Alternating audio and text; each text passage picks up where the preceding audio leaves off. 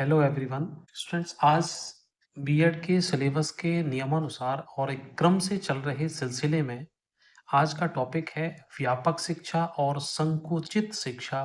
दोनों में कंपैरिजन, दोनों में अंतर। तो इस वीडियो के अंतर्गत हम जानेंगे संकुचित शिक्षा क्या होती है, व्यापक शिक्षा क्या होती है, दोनों में अंतर क्या है।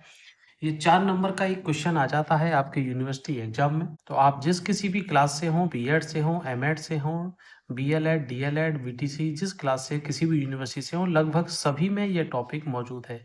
तो ये वीडियो सभी के लिए है। बहुत ध्यान से, आराम से इसको लास्ट तक देखिए। तो सबसे पहले थोड़ा-सा ये देखते हैं कि संकुचित शिक्षा क्या होती है, व्यापक शिक्षा क्या होती है। संकुचित शिक्षा का दायरा वो है जो स्कूल के अंदर सीखी जाने वाली शिक्षा होती है, जो विद्यालयी शिक्षा है। व्यापक शिक्षा वो है जो स्कूल के अंतर्गत और बाहर समाज में मित्र मंडल के साथ, घर परिवार में हर जगह सीखी जाने वाला ज्ञान इसके अंतर्गत आ जाएगा। तो इसके पहला पॉइंट में क्या देखेंगे, पहले मैं संकुचित पढ़ रहा हूँ, बाद में इसको पढ़ो। तो संकुचित अर्थ में शिक्षा मनुष्य के जीवन में एक निश्चित काल में चलती है और ये केवल विद्यालयी शिक्षा ही आती है। तो ये है, जीवन का निश्चित काल होता है। विद्यालय में बालक एक निश्चित उम्र तक जाता है और उसके बाद वह अपना समाज में जीवन यापन करता है। ये शिक्षा रही केवल विद्यालय की। और जो बाहर वाली शिक्षा है उसमें देखिए क्या है, व्यापक अर्थ में शिक्षा मनुष्य के जीवन भर चलती है। इसमें वह शिक्षा भी शामिल है जो संकुचित और विद्यालय शिक्षा है। तो विद्यालय शिक्षा इसमें शामिल है और जीवन भर चलने वाली दोनों शिक्षा इसमें शामिल हो गई, और संकुचित वाली में केवल विद्यालय शिक्षा शामिल हो गई। दूसरे पॉइंट में देखिए, इसमें केवल नियोजित शिक्षा आती है। नियोजित का मतलब पहले से जिसका नियोजन किया रखा हो, जो पहले से प्रायोजित हो, पूर्व निर्धारित कार्यक्रम के अनुसार हो। और इसमें नियोजित भी है, अनियोजित भी है, दोनों ही प्रकार की शिक्षा आ जाएंगी।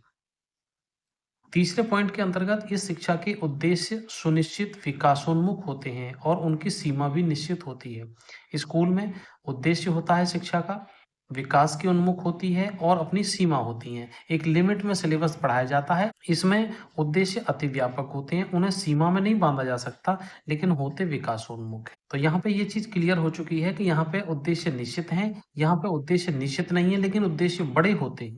चौथे पॉइंट के अंतर्गत क्या है, इस शिक्षा की पाठ्यचर्या सुनिश्चित होती है, उसकी अपनी सीमा होती है और इसकी पाठ्यचर्या अति व्यापक होती है। सिलेबस यहाँ निश्चित है, लेकिन घर में आप जो अनुभव पाते हैं, परिवार में अनुभव पाते हैं, न्यूज़पेपर से, टेलीविजन से, सिनेमा घर से या किसी पार्टी फंक्शन में जो भी आप ज्ञान पाते हैं, उसकी कोई सीमा नहीं होती, उसको सीमा में नहीं बांधा जा सकता। पांचवा पॉइंट देखिए, इस शिक्षा हेतु कुछ शिक्षण विधियों का विधान किया जाता है, क्योंकि ये स्कूल के अंदर जो पढ़ाई जाती है, कोई सा भी ज्ञान, कोई सी भी शिक्षा, इसकी एक निश्चित शिक्षण विधियां होती हैं और उनका वर्णन किया जा सकता है। लेकिन समाज से मिलने वाला ज्ञान, इसकी कोई शिक्षण विधि निश्चित नहीं होती है, अनेक प्रकार से, अनेक तरह से समझा दिया जाता है। जैसे हमारे पुराने दादी, पुराने बाबा जो थे, वो अलग तरह से ज्ञान दिया करते थे और विद्यालय में शिक्षक अलग ज्ञान दिया करते हैं।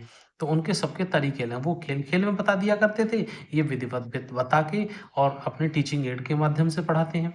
तो उन सब का वर्णन नहीं किया जा सकता। छठवां पॉइंट, यह शिक्षा केवल विद्यालय में ही चलती है। शिक्षा के लिए समय भी पूर्व से निश्चित होता है। तो विद्यालय का समय निश्चित होता है, क्लियर है। यह किसी भी स्थान पर, किसी भी समय पर चलती है। नेक्स्ट पॉइंट है, यह शिक्षा निश्चित शिक्षक शिक्षार्थियों के मध्य चलती है। वहाँ शिक्षक भी निश्चित होंगे और शिक्षार्थी भी निश्चित होंगे। और व्यापक शिक्षा, यह किन्हीं दो या दो से अधिक व्यक्तियों के बीच चलती है और कहीं पर भी हो सकती है ये। तो ये बहुत छोटा सा वीडियो है, आपने इसको देखा।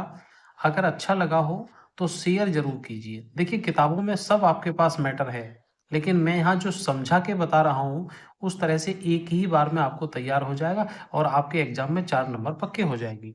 ये शॉर्ट क्वेश्चन में आ जाएगा। तो इसके लिए मेरे वीडियोज की जो सीरीज है उसको पूरा देखते रहिए। फिर मिलते हैं आपको अगले किसी वीडियो में और एक नए टॉपिक के साथ, और लिंक डिस्क्रिप्शन में मिल जाएंगे। और नहीं तो बीएड फिलॉसफी के नाम से, बीएड पेपर्स के नाम से प्लेलिस्ट है और उसमें आप सब कुछ वहाँ से देख सकते हैं, वहाँ से ले सकते हैं। Have a nice day.